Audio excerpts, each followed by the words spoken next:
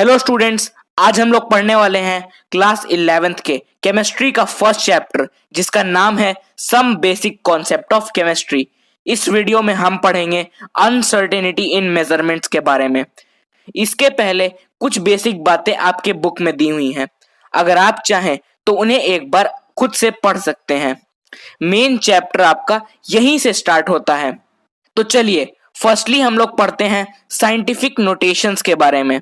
अगर किसी बहुत बड़े नंबर में बहुत सारे जीरोस दिए हुए हैं तो उसे हम ऐसे 10 के पावर में लिख सकते हैं, या अगर किसी बहुत छोटे नंबर में पॉइंट के बाद बहुत सारे जीरोस दिए हुए हैं तो उसे भी हम 10 के पावर माइनस में लिख सकते हैं, और इसी को हम साइंटिफिक नोटेशंस कहते हैं।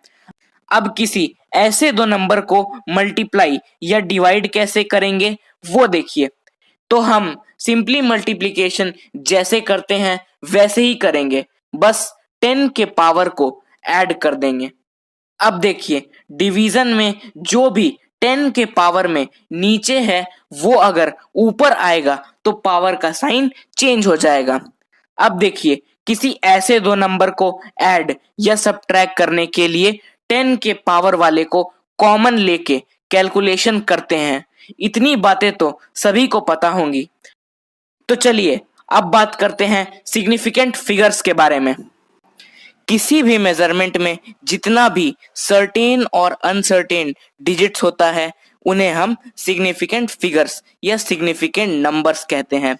जैसे कि किसी रॉड को मेजर करने पे उसका लेंथ आया 2.76 सेंटीमीटर, तो आप खुद ही सोचिए कि किसी स्केल से मेजर करने पे 2.7 तक तो एक्यूरेट आएगा, लेकिन 2.76 आएगा या 2.75 आएगा या 2.78 आएगा, ये क्लियरली नहीं कह सकते हैं। इसीलिए यहाँ पे 2 और 7 सर्टेन डिजिट्स है और 6 अनसर्टेन डिजिट्स है।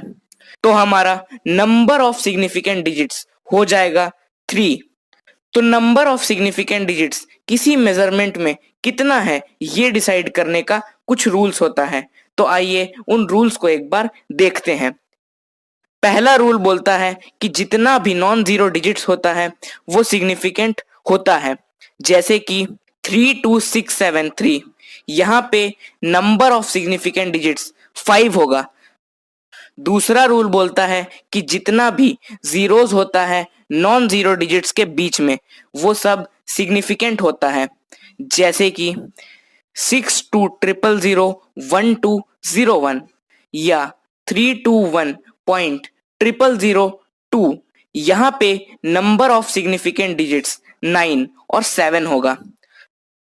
तीसरा रूल बोलता है नॉन जीरो डिजिट्स के लेफ्ट में जितना जीरोस होगा वो सब सिग्निफिकेंट नहीं होगा। जैसे कि 0.000081, यहाँ पे नंबर ऑफ सिग्निफिकेंट डिजिट्स 2 होगा। फोर्थ रूल बोलता है नॉन जीरो डिजिट्स के राइट में अगर जीरोस हैं लेकिन डेसिमल का साइन वहां पे नहीं है तो वो सब सिग्निफिकेंट नहीं होगा। जैसे कि 6281400, यहाँ पे नंबर ऑफ सिग्निफिकेंट डिजिट्स 5 होगा। फिफ्थ रूल बोलता है कि नॉन जीरो डिजिट्स के राइट में जीरोस है और साथ में डेसिमल साइन भी है, तब वो सब सिग्निफिकेंट होगा। जैसे कि 627.10000, यहाँ पे नंबर ऑफ सिग्निफिकेंट डिजिट्स होगा 8। सिक्स्थ रूल बोलता है कि 10 के पावर में दिया हुआ डिजिट्स सिग्निफिकेंट नहीं होगा।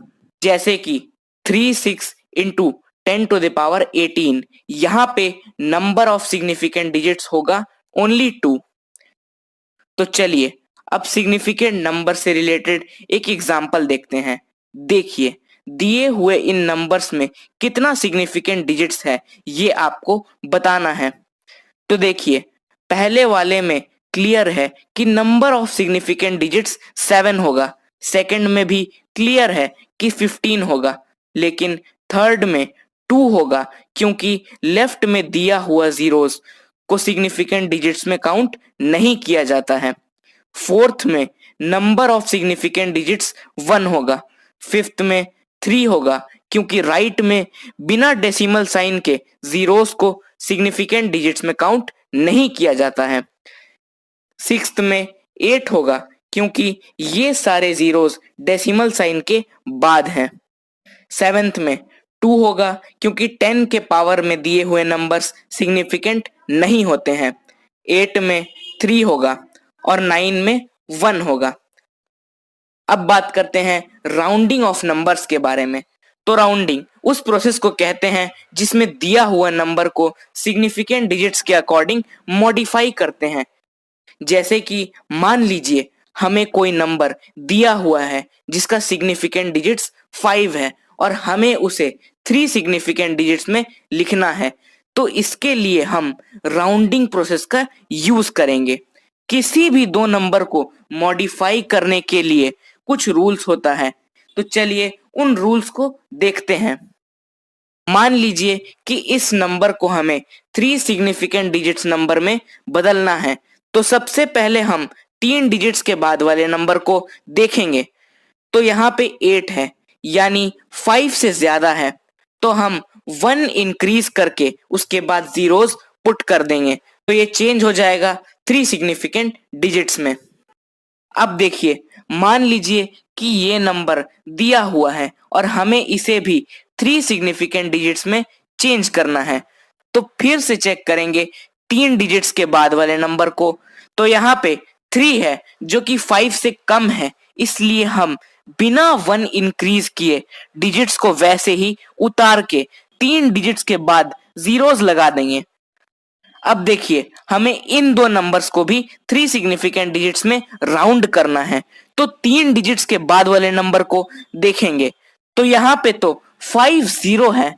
अब अगर किसी केस में 50 आता है, तब अगर उसके पहले वाले डिजिट्स ऑड हैं तो एक नंबर इंक्रीज होगा, अदरवाइज नहीं होगा। सेकेंड नंबर देखिए, यहाँ पे 3 डिजिट्स के बाद 51 है, तो ऐसे केस में जिसमें 50 से ज्यादा आता है उसमें हम 1 इंक्रीज कर देते हैं। तो अब यहाँ पे फर्स्ट का आंसर हो जाएगा 62400 और सेकंड का आंसर हो जाएगा 6.24। तो चलिए अब एक एग्जांपल देखते हैं राउंडिंग ऑफ सिग्निफिकेंट नंबर से रिलेटेड। देखिए दिए हुए इन नंबर्स को 4 सिग्निफिकेंट डिजिट्स में राउंड करना है। तो देखिए फर्स्ट में 4 डिजिट्स के बाद 9 है जो कि 5 से ज्यादा है, इसलिए इसे 1 से ऐड करके बाकी डिजिट्स को 0 से रिप्लेस कर देंगे, तो आंसर आएगा 2343000। इसी तरह से सेकंड का आंसर हो जाएगा 628.2। अब देखिए थर्ड में 4 डिजिट के बाद 3 है जो कि 5 से कम है, इसलिए इसके बाकी डिजिट्स को डायरेक्टली 1 से रिप्लेस कर देंगे, तो आंसर आएगा 62860000। इसी तरह से फोर्थ का आंसर होगा 7292।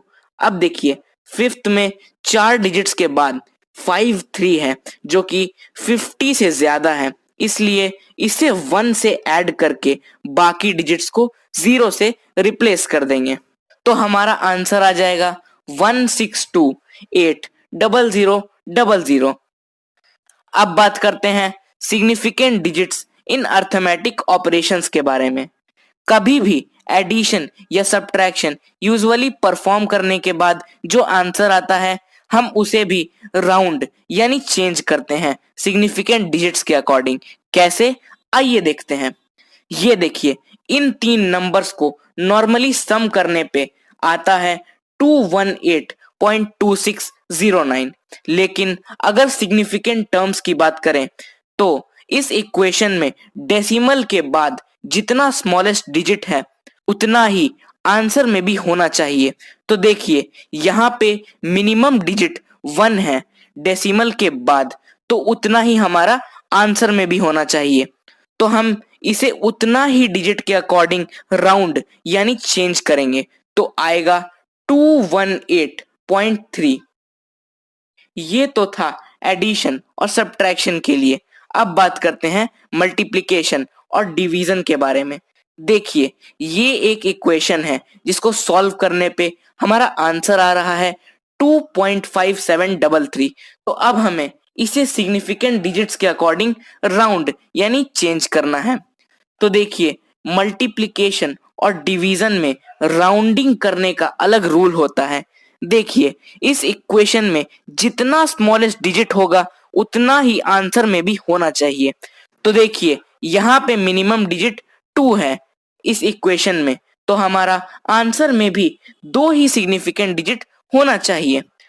तो अब इसे 2 सिग्निफिकेंट डिजिट्स के अकॉर्डिंग राउंड करेंगे तो आएगा 2.6 और यही हमारा फाइनल आंसर होगा सिग्निफिकेंट डिजिट्स के अकॉर्डिंग। तो चलिए अब बात करते हैं यूनिट कन्वर्जन्स के बारे में। देखिए, मास का ऐसा यूनिट होता है केजी और 1 केजी इक्वल टू होता है 1000 ग्राम और 1 ग्राम इक्वल्स टू होता है 1000 मिलीग्राम। तो 1 केजी इक्वल्स टू हो जाएगा 1000 इंटू 1000 मिलीग्राम यानी 10 to the power 6 milligram. Weight का ऐसा यूनिट होता है न्यूटन। अब देखिए, वॉल्यूम का ऐसा यूनिट होता है मीटर क्यूब और 1 मीटर क्यूब इक्वल टू होता है 1000 लीटर और 1 लीटर इज इक्वल टू होता है 1000 सेंटीमीटर क्यूब। तो 1 मीटर क्यूब इक्वल टू हो जाएगा 1000 इंटू 1000 सेंटीमीटर क्यूब यानी 10 to the power 6 centimetre cube. अब देखिए, डेंसिटी का मतलब होता है मास पर यूनिट वॉल्यूम। इसका ऐसा यूनिट होता है केजी पर मीटर क्यूब और फॉर्मूला होता है density equals to mass by volume. अब देखिए, टेम्परेचर के 3 यूनिट्स होते हैं डिग्री सेल्सियस, केल्विन और डिग्री फ़ारेनहाइट। इसका ऐसा यूनिट होता है केल्विन। तो डिग्री सेल्सियस और केल्विन के बीच में रिलेशन होता है temperature in Kelvin equals to temperature in degree Celsius plus 273। इस फॉर्मूला से हम केल्विन को डिग्री सेल्सियस में और डिग्री सेल्सियस को केल्विन में कन्वर्ट कर सकते हैं। अब देखिए, डिग्री सेल्सियस और डिग्री फ़ारेनहाइट के बीच में रिलेशन होता है temperature in degree Fahrenheit equals to 9/5 temperature in degree Celsius plus 32। इस फॉर्मूला से हम डिग्री फ़ारेनहाइट को डिग्री सेल्सियस में कन्वर्ट कर सकते हैं। तो स्टूडेंट्स, ये था केमिस्ट्री के chapter some basic concept of chemistry का फर्स्ट वीडियो। नेक्स्ट वीडियो में हम पढ़ेंगे लॉज ऑफ केमिकल कॉम्बिनेशन और डाल्टन्स एटॉमिक थ्योरी के बारे में। अगर आपको अभी भी कोई भी डाउट है तो नीचे कमेंट कीजिए, मैं उसका रिप्लाई जरूर दूंगा। Thank you for watching.